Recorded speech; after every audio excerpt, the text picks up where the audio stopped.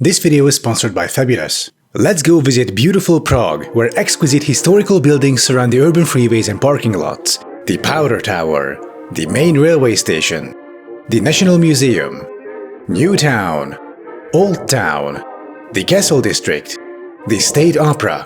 It was a fun day. In the evening, after picking up your asthma medication, time to get some rest. But where will you stay the night? You could go to a hotel, but that's very unepic.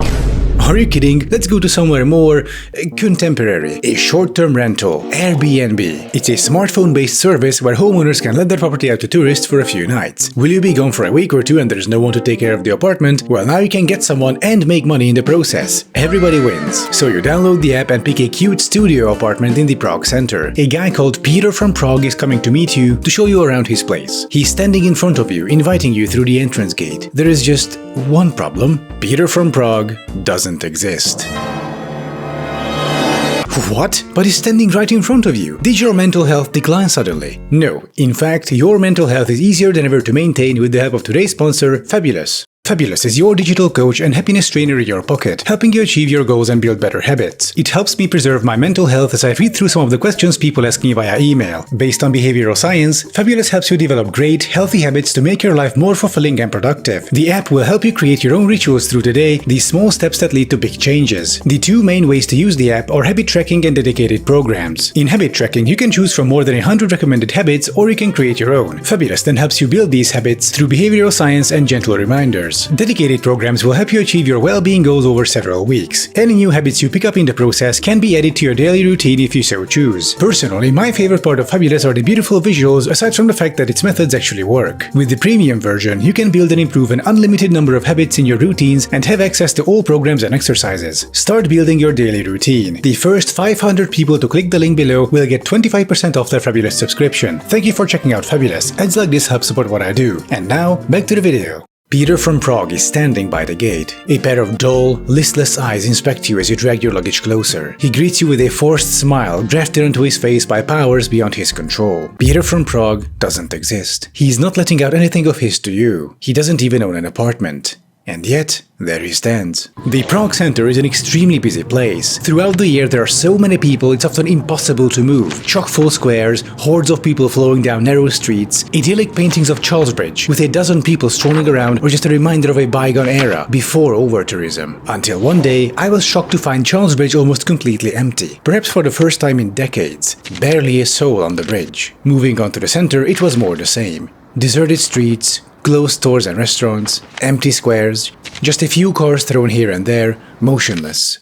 Even Old Town Square, a place where it's often physically impossible to move, stood abandoned. It was November 2020. COVID measures were in effect. But those measures alone wouldn't cause the city center to empty out like that. I've been to Amsterdam during COVID, where I biked around with not just bikes in the center. And sure, there were less people, but the center itself was still alive. Things were happening. People were going to places. The Prague center, in contrast, was completely dead. And the killer's name is Airbnb. The name of the game is short-term rental on an industrial scale. And to add insult to injury, it's made to look all friendly and casual. You get in touch with Peter from Prague through the app, he meets you, shows you his apartment, gives you the keys, wishes you a pleasant stay and leaves. What a cool local guy. In reality, there are about 24 Peters from Prague roaming the city, all working for the same Cayman Islands shell company owned by some Russian or Chinese oligarch. In many cases, these oligarchs with their hard-earned money have bought out entire residential blocks in the Prague center to operate them purely as Airbnbs. The friendly, casual, small-scale world of short-term rentals almost immediately became a cold, calculating, large-scale industry, and a very profitable one at that, to the point where landlords can make more money by turning their rental apartment into a purely short-term operation, instead of letting it out to people who actually want to live there. By the way, B&B stands for bed and breakfast, a type of accommodation where you share the property with the owners during your stay, meaning you get a room inside someone else's place and breakfast in the morning. But that's not efficient enough. As a result, 76% of Prague's short-term rentals are full apartments with nobody living in them long-term, where regular people can no longer afford to live even near the center. The situation is most dire in the Prague Old Town, where before COVID there were between 3.5 and 5,000 Airbnb apartments. In the whole of Prague, this number was 14,000 apartments. This reckless pursuit of profit has reached such ludicrous levels that before COVID there were 60% more apartment listings for tourists than listings for prospective tenants. COVID turned the tables, however, with the number of Prague Airbnbs effectively halving to around 7,000 apartments citywide. This is not expected to last, however, and the number will be back to its pre-COVID levels by next season. And this is is a big problem. Airbnb takes thousands of units off the long-term real estate market, creating an artificial supply shortage, causing prices to skyrocket. The constant noise and annoyance by drunk tourists make areas unlivable for long-term tenants who end up moving out. The landlord is then stuck with an empty apartment, paradoxically located in a less desirable yet extremely expensive area. As less people want to live there but the mortgage has to be paid, the landlord opts for short-term rental, the unfortunate logical solution. Out-of-control short-term renting initiates a vicious cycle in cities. More Airbnbs mean less long-term tenants and more tourists. This causes more noise and annoyance, which means even less long-term tenants, which then causes businesses based on long-term tenants like grocery stores, hairdressers, laundromats, etc. to close down. Those get replaced by souvenir shops and tourist traps, which turns the area into an urban desert for long-term tenants, which means even less of them and even more of Airbnb guests. And this is why the Prague Old Town was completely empty during COVID, because almost nobody lives there anymore. It's all a big, open-air Disneyland for tourists. And the locals, including me when I lived there, are stuck commuting from the edges of the city every day, switching between three boxes: their home, transportation and their workplace. Not getting to experience the beautiful Prague Old Town anymore because there is nothing there for us. For people who actually live in Prague, it's an urban dead zone thanks to short-term rentals, flanked by another urban dead zone caused by Prague's worst urban freeway, the so-called Magistrala. So what's the solution? Easy. Limit or ban short-term rentals. In Amsterdam, you can only let your apartment out to tourists for 30 days per year, while Barcelona practically banned the practice in the center. The result? Living, healthy city centers with actual inhabitants in them. Oh, and while we're at it, let's also blow up the Magistrala, just like how the Czech city of Ústí nad Labem blew up its baroque old town in the 70s. That being said, if you like using Airbnb for your trips, I'm not saying you're a bad person. I just want you to keep in mind what sort of system you're participating in, as you and thousands of others sleep comfortably in those trendy, central studio apartments, ready to experience the city the next day. Thousands of locals are out in remote sleeping areas, unable to afford living in their own city. Airbnb is a prime example of why we need to regulate things. Without regulation, all these cutesy, personal, peer-to-peer hipster projects, like libertarianism, risk becoming soulless, industrial-scale capitalistic endeavors with untold damage to cities and communities. And if you personally own and operate an Airbnb, please consider letting it out to long-term tenants instead. Thank you.